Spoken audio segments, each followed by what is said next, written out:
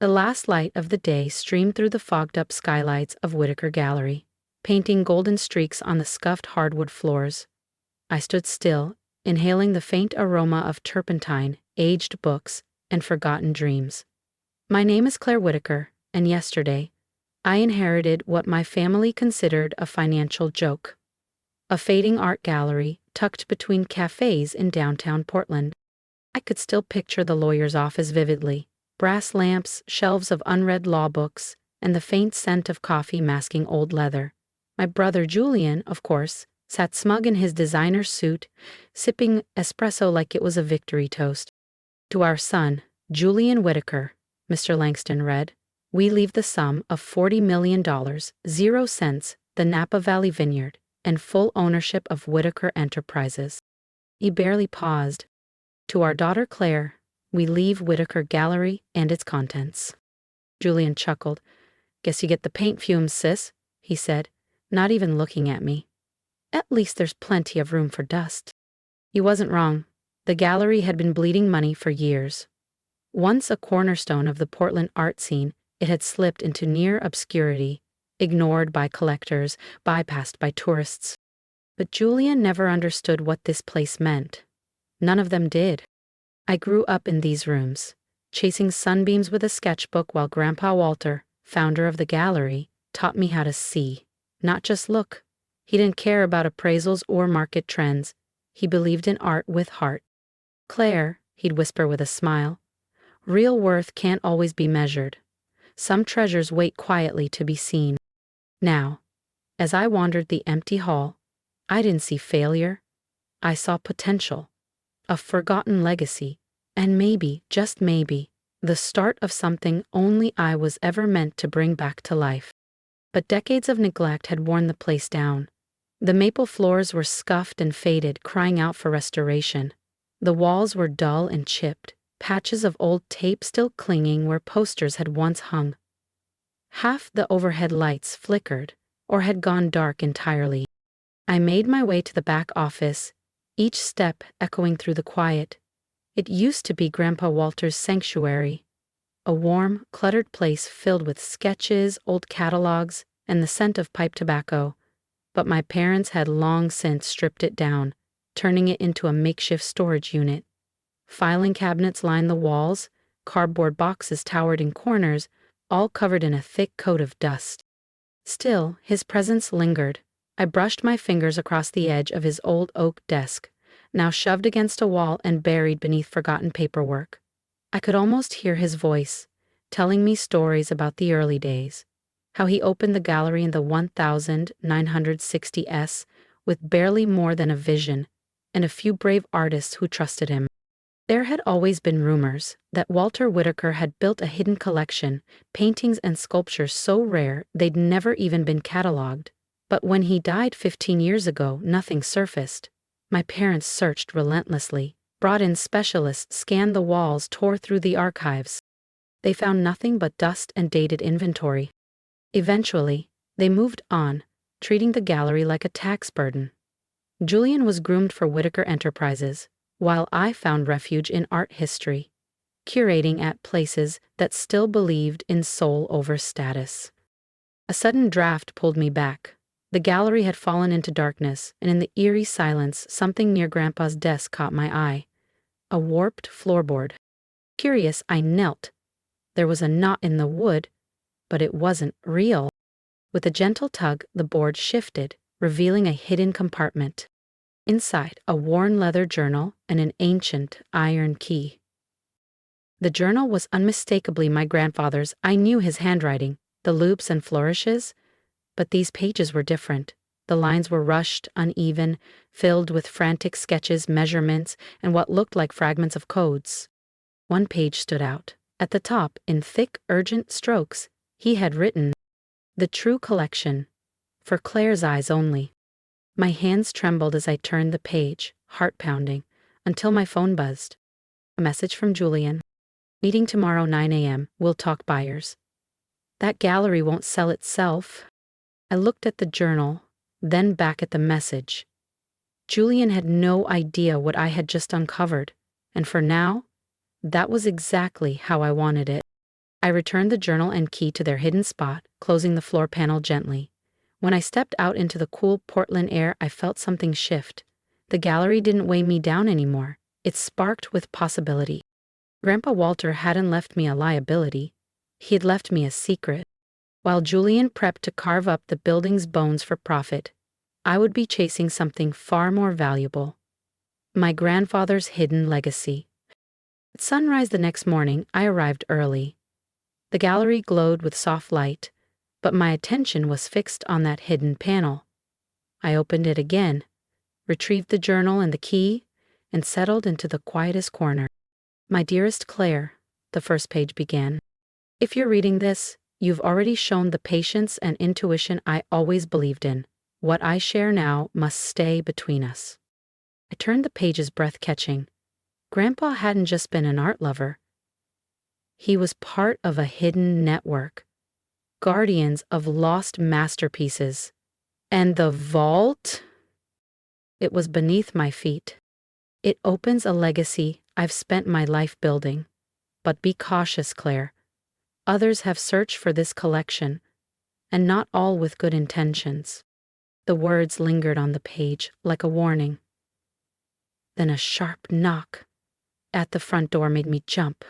Julian stood outside, arms crossed, jaw tight with impatience. I quickly tucked the journal and key back into their hiding place, composing myself before unlocking the door. Well, if it isn't the curator of cobwebs, he quipped, breezing past me. I brought some interested buyers. They're thinking luxury condos. 2 men in sharp suits followed him, already scanning the space like vultures. One pulled out a tablet, talking about demolition permits and square footage. The basement would be perfect for parking, he said, tapping the screen. Original blueprints show it's mostly unused. A chill ran through me. If they started digging down there. The gallery isn't for sale, I said calmly. Julian's smile vanished. Don't be ridiculous, Claire. This place can't even cover the electric bill. I said no. He stepped closer, voice dropping. I get that you're nostalgic. But it's time to grow up. Take the money, walk away. I held his gaze. Like you did, cashed in, contributed nothing, and called it earning? Color rose in his cheeks. I earned my inheritance. You wasted yours chasing Grandpa's fairy tales. It out, I said quietly. All of you. You're making a mistake, he warned. I'll risk it. As the door shut behind them, my pulse was racing. Julian wouldn't back down easily. He never did. I hurried back to the journal and reread the plans. The vault was hidden behind a false wall in the basement's northwest corner. I descended the stairs, flashlight in hand. The concrete walls looked ordinary until I felt it. A faint ridge. A hairline opening.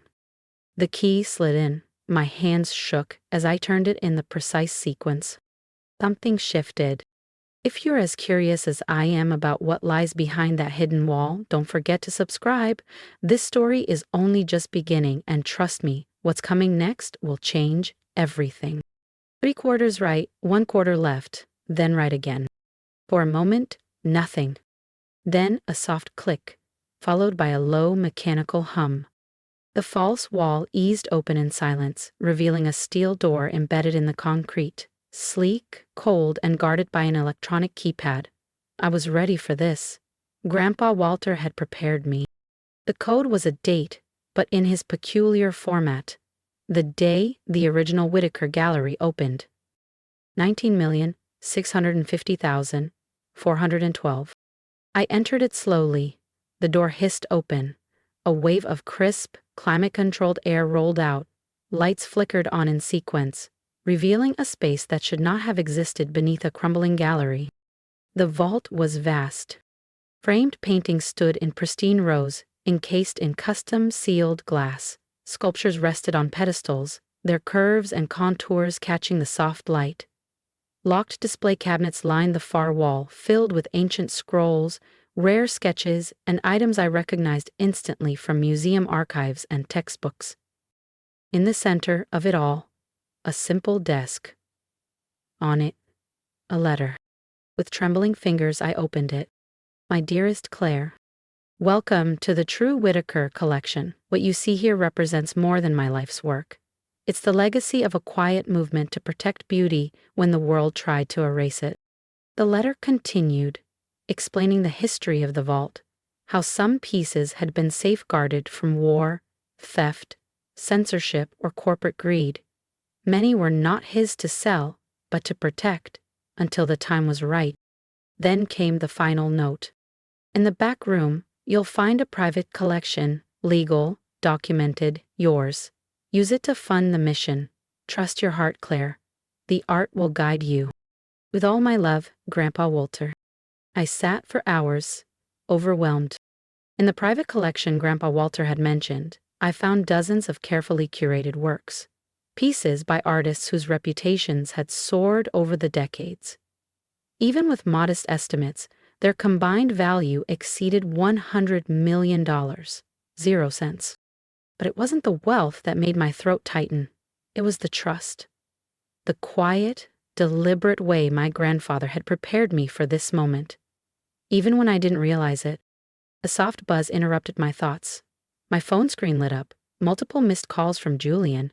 One new message blinked on the screen. "This isn't over. You're making a huge mistake."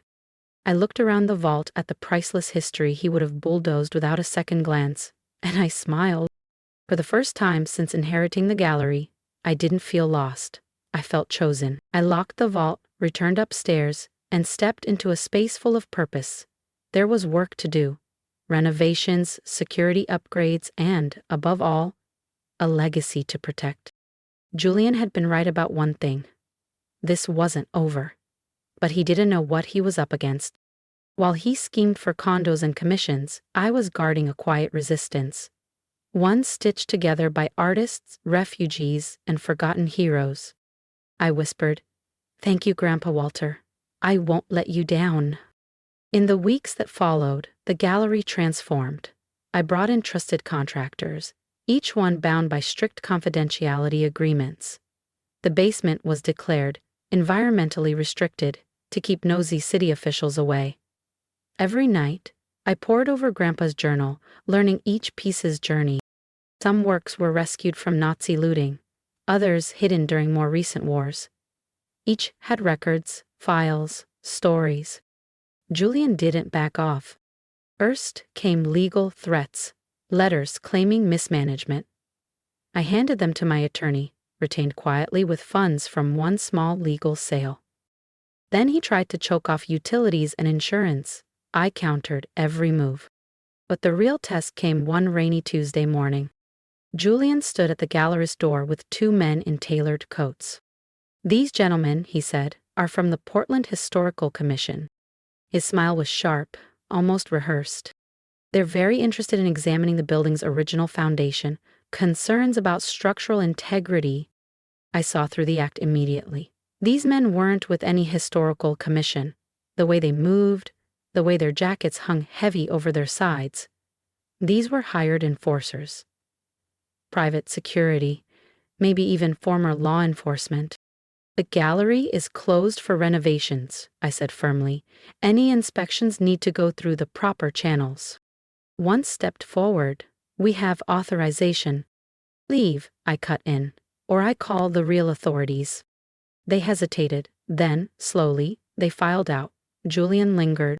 "What are you hiding, Claire? There's something down there, isn't there? Something Grandpa Walter left behind." I stared at him. "The only thing I'm protecting is the gallery's future. Why can't you just accept that?" His expression darkened. "Because I know you. You were always his favorite. Always listening to his stories. The clue was always there, Julian. You just never cared enough to see it." That night, I knew I had to move quickly. Julian was getting reckless, and reckless people make dangerous mistakes. I spent hours in the vault, cataloging everything. Then I made 3 calls. One to an old colleague at the FBI's art crime team, another to a contact at Interpol, and a third to a world-renowned expert in art repatriation. 2 days later, Julian made his move. It was nearly midnight when I heard the faint creak of the basement door. The security feed showed 3 men, hooded, gloved, and armed with specialized equipment. Julian wasn't with them, but his fingerprints were all over this. I calmly triggered the silent alarm, not the gallery's standard system, but the one wired straight to law enforcement. Then I descended into the basement. They barely acknowledged me. "Looking for something?" I asked. "Walk away, lady," one muttered. "This doesn't concern you."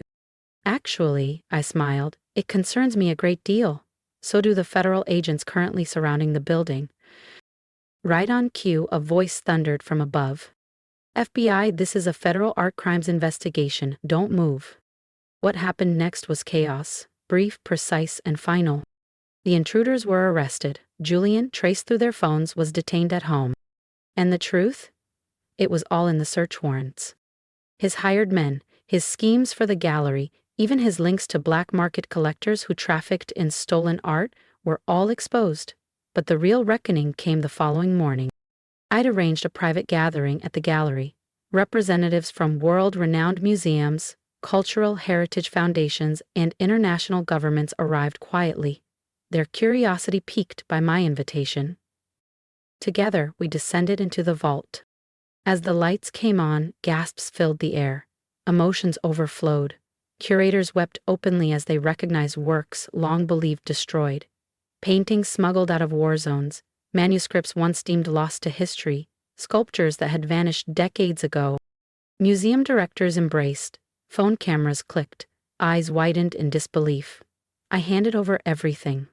Grandpa Walter's meticulous records, the provenance of each piece, his detailed accounts of how every item had come into his care. Over the next year, the Whitaker Gallery would become known not for what it owned, but for what it returned. Each piece was repatriated, every story honored. The gallery gained international acclaim as a center for truth, ethics, and preservation. Claire Whitaker, once the overlooked granddaughter, now stood as the quiet force behind it all. Julian watched it unfold from behind bars. Evidence seized from his home linked him to other trafficking rings. He lost his freedom, his reputation, and his last claim to the family legacy. As for the gallery, I used a portion of Grandpa Walter's legal private collection to establish the Whitaker Foundation for Cultural Preservation. The gallery was restored to its former architectural beauty, moldings polished, lights streaming through tall windows, and reopened as a hub for education and artistic advocacy. On the one-year anniversary of the vault's discovery, I stood in the new main hall. The first exhibit? Not masterpieces, but works by local Portland artists, just like Grandpa once showcased when he first opened these doors. In my office, formerly Grandpa Walter's retreat, I keep two things on my desk: his leather-bound journal and a clipping from the day Julian was sentenced. Not out of spite, but as a reminder. True value isn't about what you take, it's about what you protect. The gallery still bears the Whitaker name, but now it stands for more than family. It stands for history, for justice, for legacy. Some nights, when the halls are quiet, I think about that first moment. Kneeling beside the old desk, brushing away dust, nearly giving up, and I whisper, "Thank you, Grandpa. I see it now." The vault is empty, its contents returned to their rightful homes, but the chamber remains, a silent guardian ready to protect again if ever needed. And when a young artist walks through our doors, eyes wide with wonder, I share Grandpa's favorite words. True value isn't always visible at first glance. Sometimes the greatest treasures hide in plain sight. They think I'm talking about art. But really, I'm talking about this place, about legacy, and about a woman once seen as a disappointment, who became a guardian of history. The Whitaker Gallery stands tall in downtown Portland, no longer forgotten, no longer silent, and neither am I. If my story moved you, I'd love to hear from you. Leave a comment, tell me what you would have done in my shoes, or simply send a word of encouragement. Your voice matters. And remember, sometimes the things that seem worthless at first glance carry the most meaning. Trust your instincts, protect what matters, and don't be afraid to uncover your own hidden legacy. Let's keep this conversation going, together.